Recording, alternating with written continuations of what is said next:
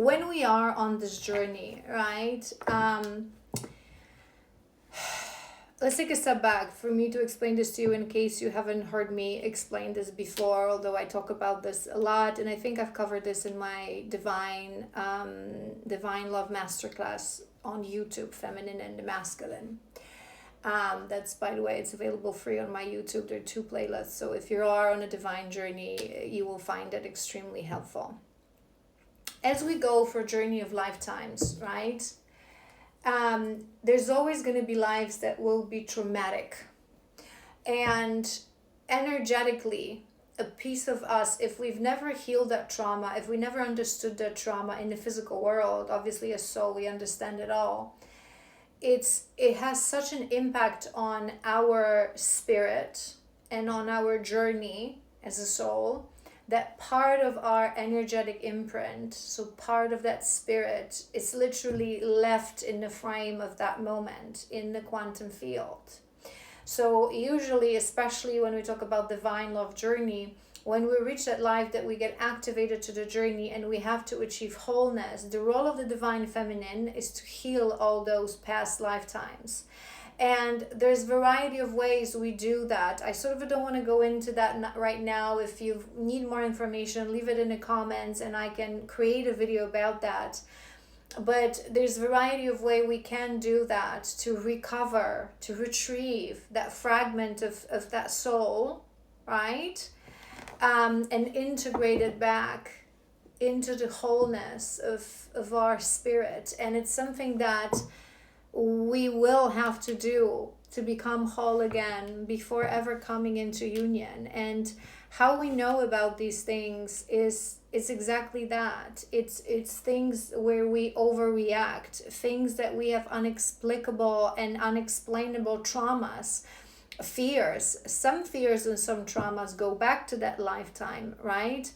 But sometimes as an outside observer, it's like what happened to you would have no reason to react that way. And obviously our reactions are valid and our emotions are valid. But what I'm trying to say here, that these are clues and puzzle pieces to where we've left a piece of ourselves that was never seen, validated, here, healed, and so on and so forth, right? So you may consider embarking on that process. If you are someone who comes to me on sessions, just remind me, we can go through this. If that really resonates, we can go through this on a one-to-one session.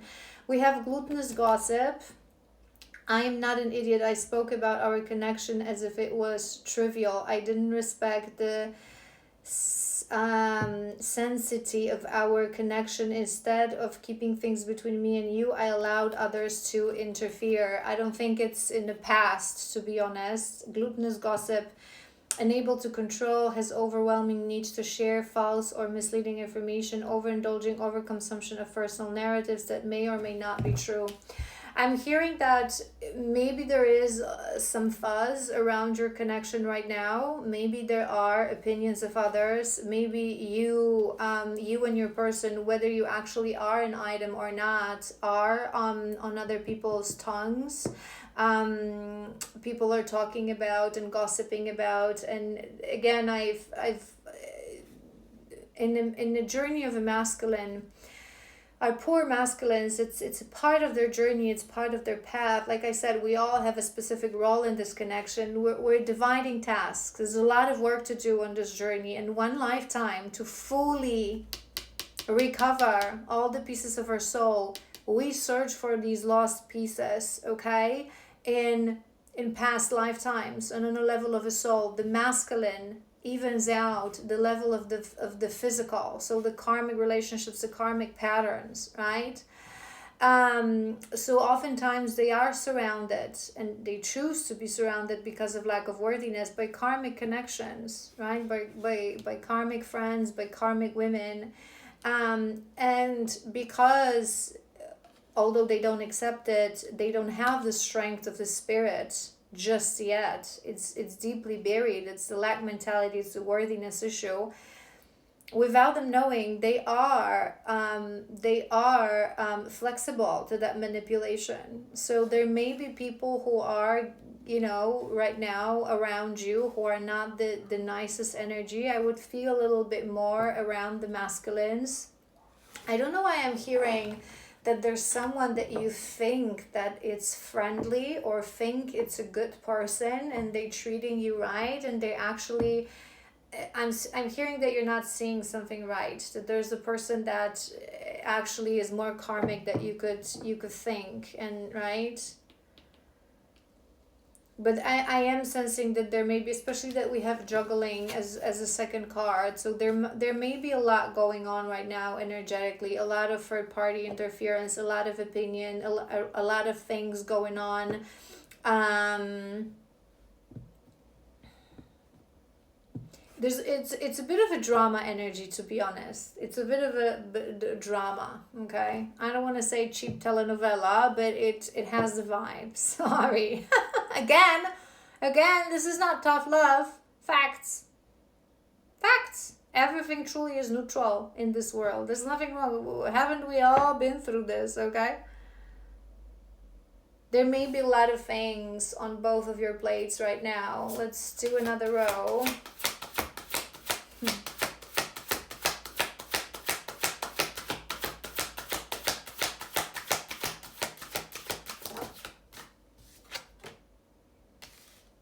Mirroring nature.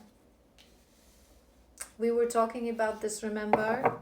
Great source of reflection and growth, willingness to understand, genuinely connect. They show you your deepest fear. We were talking about this when we were going through the energy of your masculine, when we had the two mirrors, right? The reflection of the shadow. If you are feeling under duress or feeling sullen, I feel it too. But we also clarify this in your energy. Remember, as we started doing his shadows, it's like things that he's accepting them in a different way. He's materializing them in a different way. He is processing them in a different way, but you're going through same things. We're talking about boundaries, we're talking about surrendering, victim of fate, right? Master of destiny. You're mirroring to each other, and you're mirroring that drama right now to each other.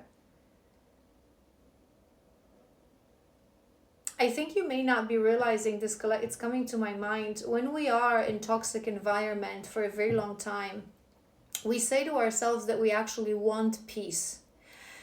But then subconsciously we attract and we accept and we entertain toxic drama kind of energy, because someone who is, and I always say this, and I'm going to give you a personal example. Like I've recently, talked about this a few months ago, to a friend who was, sharing with me that she has this drama. What do I do? I was like, listen, what do you mean, what do you do? Do you imagine me in this situation? She knows me, she knows who I am. Do you imagine that for a split second I would entertain this BS and this nonsense? No. Because I am peace. I am embodiment of peace. The moment that drama starts, okay, I am out. I am out the door. I am out the door. Dramatic people, block, delete. Deal with your BS on your own. I am unsubscribing from that show, okay? So many times people say that it's something that it just came to me. No, you accept that, you entertain that. If there's a drama created that you feel by other people, move away from it. If you're staying, if you're adding to it, it's because, and like I said, subconsciously, this is a toxic pattern. When we've been through toxic situations, when we are used to love equals toxicity, love equals jealousy, love always equals third party, gossip, when we're used to that, we don't even acknowledge that it's something that we should move away from. Food for thought. Because there's a lot of drama here, and peaceful people, healed people, we don't have drama in our life, right? We don't. Ego driven, act in one's own self-interest, driven by a need to prove oneself better than others, does not truly love the person but loves more what the person gives.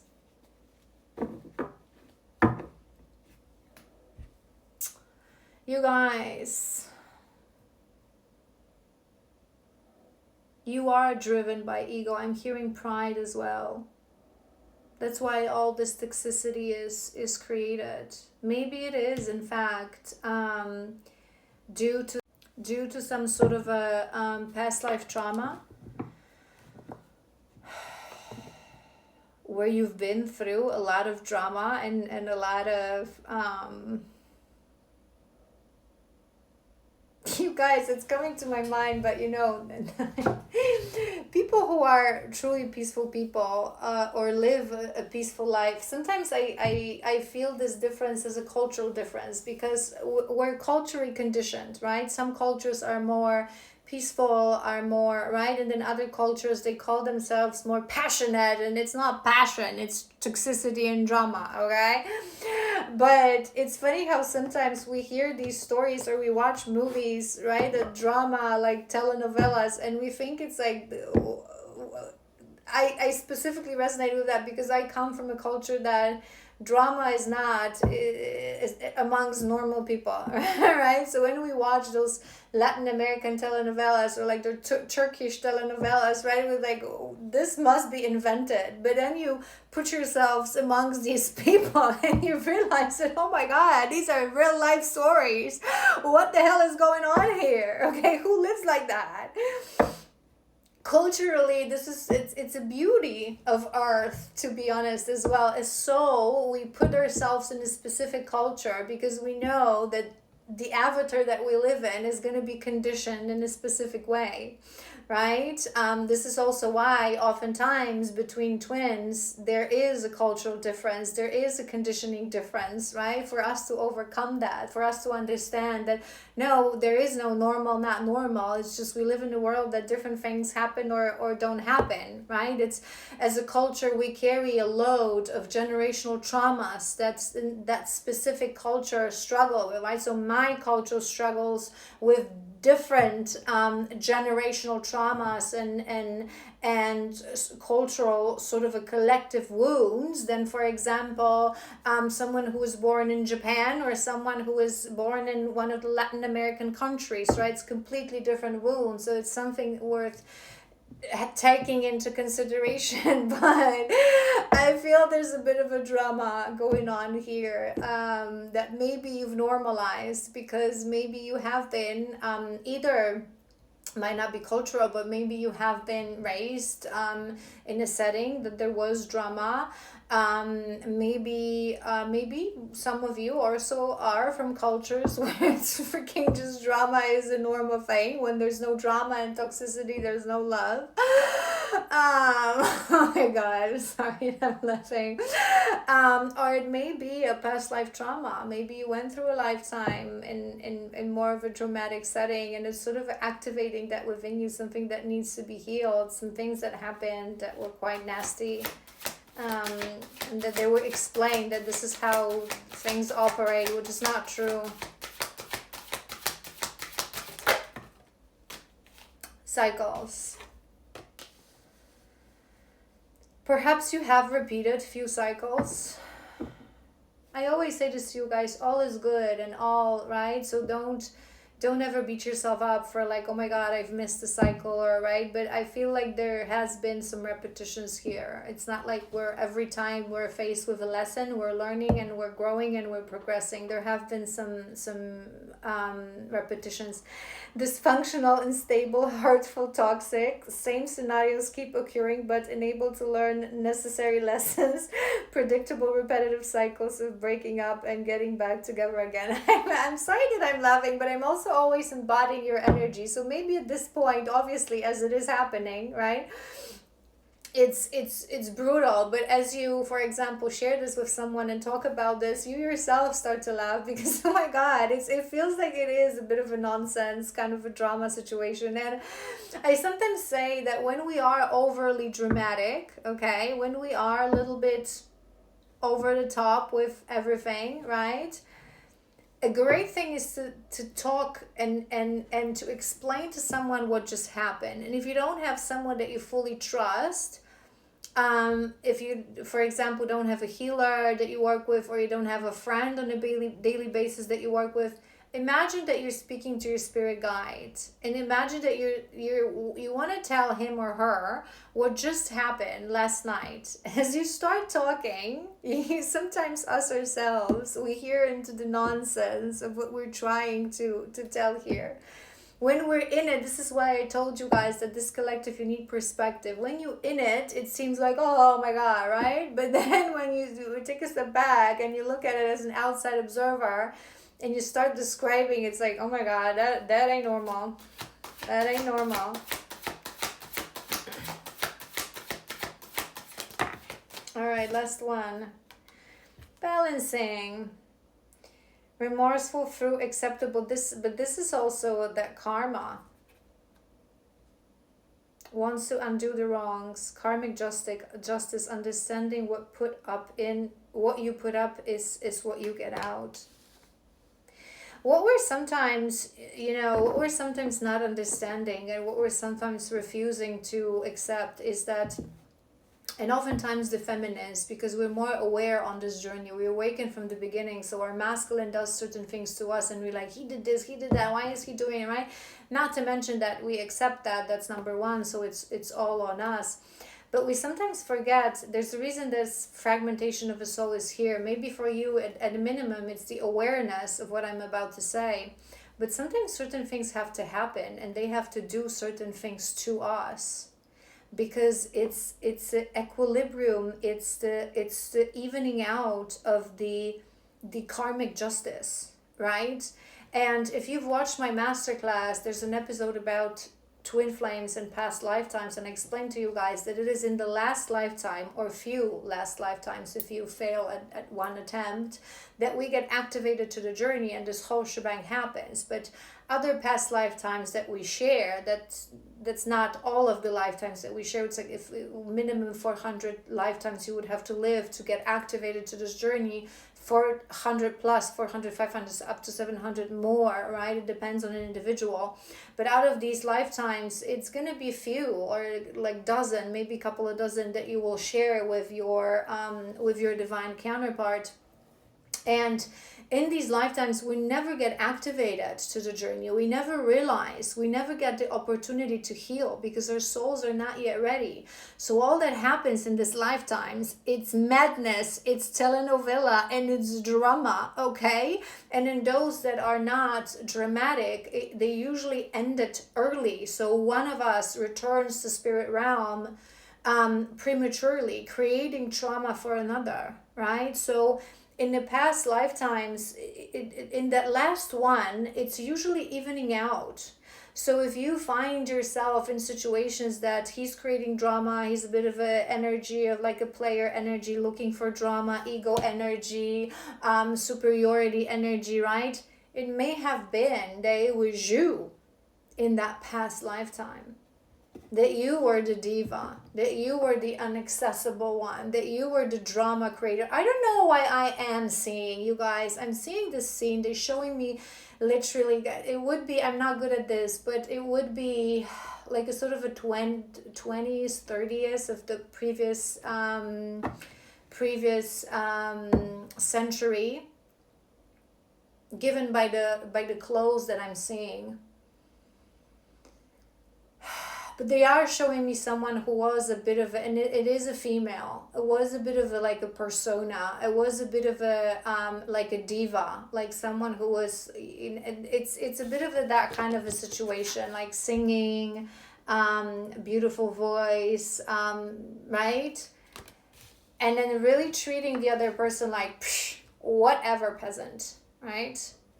So it may be something that you need to even out, and something that you need to clear out. Who knows? Who knows? All right, you guys. I want to pull one final card for you, for this collective, for guidance from my archetype, because I was guided to use this one. So let's give it a go. Let's pull one card for you, for guidance for the feminine.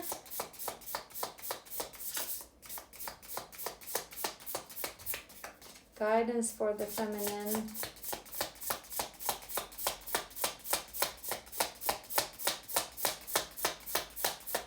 You're very resistant today, as you're seeing. It's like, what? Too many.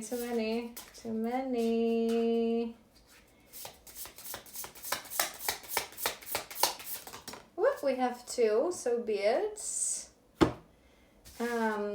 We have the horse at the bottom. which is the Hunter, number 9. We're entering the year of the horse. Let's see what we have. We have the Vow, number 54. I'm not good at these numbers. We have the Vow. Okay, focus please. Number 54. And we have the Poets, number 7. So let's go for it. Let's go for it. Hold on. Okay, got it. The Poets. It's likely there is a poem or a poet that was meaningful to you at a young age. Maybe. Revisit and reread it now. Be open to its message. If this is a collective, so if you don't have that poem, you may go to a bookstore and just ask your guides to guide you towards a specific book and search for a poem. Just like randomly open a page, unless you have poetry books in your house, but there's no specific poem. Just randomly navigate towards the book that your intuition is saying and open a random page. The poet is related to the shaman and the bridge. These archetypes, however, in the meeting, place between the everyday and the sacred. The poet, the artist, the witness, the truth teller. The poet work is to feel immensely and not be afraid. They must seek out truth in the darkest corners of the world and carry it back for all to see. This unique capacity resides within us, regardless of our relationship to creativity.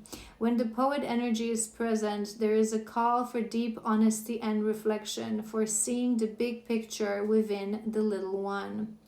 The poet's seeing the big picture.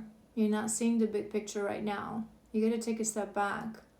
Your life is just temporary. Your human is just temporary. You have to see, feel into your past lifetimes, all your experience, all your wisdom, the journey of life. The poet rides effortlessly between the personal and universal. It's possible that others may not seem to listen or care about the poet's work, but do not be disencouraged. The world of the poet ring true for centuries to come, soothing the wounds of despair and violence that captivate our world. The poet's work is never finished. Find your voice and trust that the world will carry it. There's something about the truth, and it's something about the voice. Maybe this collective you do resonate with poetry, and if not poetry, I am hearing writing. Maybe you have some hidden talents when it comes to really expressing yourself. The truths of life, I'm hearing writing.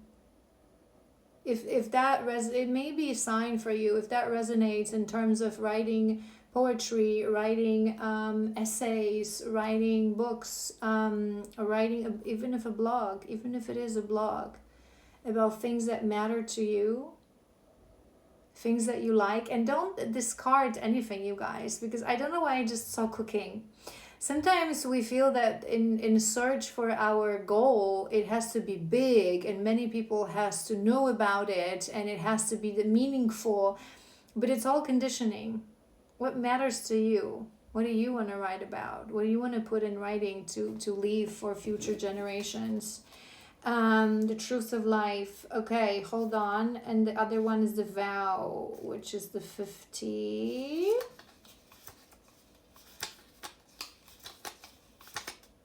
Hold on. Division. The vow. There it is. Anytime the energy of the vow is present, we are in the archetypal realm of ceremony and ritual. That means time stands still and anything is possible. Think of the last promise you made. Was it to yourself or another? Has it been upheld or broken? I would focus for this collective, I'm hearing intuitively, promise you made to yourself. Have you kept the vow? If you cannot keep a promise you made to yourself, how do you expect the universe to reciprocate? The promise, the oath, the contract. When the vow is spoken, the air shifts, karmic ties are formed, and destiny tilts on the axis. Our world and intentions have immense power. There is a reason that great mythic stories of our past often include the recitation of oaths and the mixing of drops of blood as a mark of union. The trick part is that reciting the vow, no matter how casually, activates the eternal and unseen forces of this world. The ancestors bear witness. The laws of nature respond. These promises cannot be unsaid or forgotten, so breaking them can leave lingering complexities and loose ends. This card calls us to acknowledge the vow we are living by, consciously or unconsciously, and either recommit to it or create a ritual that signifies its closure. You've been underestimating the power of your promises. You know what I was just saying? It may be relevant just for some of you. Really close your eyes and feel into how it resonates. But they were showing me the scene that I told you guys about from the past life. The woman singing. You may have made a promise to your divine that you did not keep. I feel the vows and the promises, or even vows. That's important. Work on that. Feel into that. Feel into what you're promising now these days. Maybe there are some promises you made in this lifetime as well, and it's causing a darkness, a trauma within you that you did not keep. These promises are karmic lessons. So as the final statement said, think about all the promises that you have broken. You may try to feel into the one from that past life if it resonates, and take a decision. Do we close that lesson? Do we dissolve that vow with forgiveness to all involved and seek energetic closure? Or do we recommit to these vows, and this time we will fulfill them? All right, my angels, beautiful reading. I hope this was helpful as always. If you have any questions, let me know, leave them in the comments. If you feel guided to sign up for a session, link is in my bio. I love you so incredibly much, and I will see you soon.